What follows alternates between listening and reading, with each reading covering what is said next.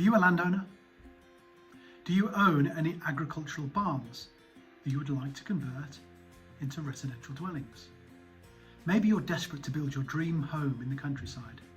Well, if so, this short video could provide you with the advice you need to fulfill those dreams. I'm Neil from Richmond Planning, and I'd like to share with you what we do when planning an application in the countryside. By way of a real example, this is what a recent client wanted to convert into a residential development.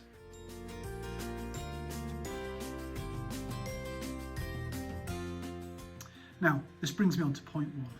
Most applications get turned down.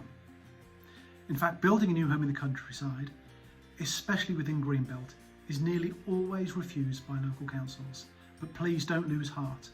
A barn actually provides an exception to this. It's a rare opportunity to build a beautiful home in a stunning location. And for this reason, more and more people are taking on a barn conversion as their dream project. But there is a myriad of regulations around barn conversions. And to add further complication, the way the national laws are interpreted may differ between local authorities. This brings me on to point two. You have to choose the right path. There are undeniable complexities around securing permission for a barn conversion, but at a very basic level, there are two paths that you can take. The first path is the standard getting full planning permission. The second is securing permission using Class Q of permitted development rights. And in this instance, you don't need permission to convert your barn. To secure permission to convert your barn under Class Q, your building must meet a series of criteria, and quite simply, if it meets all those criteria, it has to be given permission. If it fails any of the criteria, it simply will not be given permission. Now, back to our barn conversion.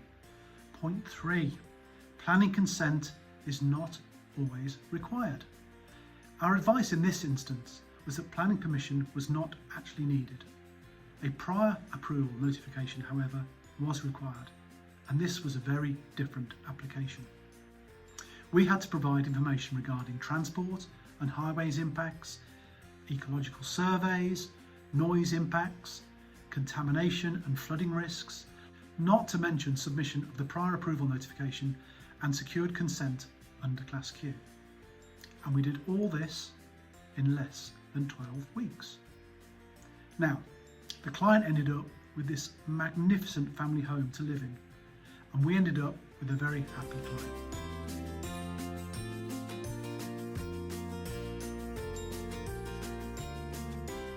So if you think your barn conversion could be considered permitted development, please don't leave it to chance.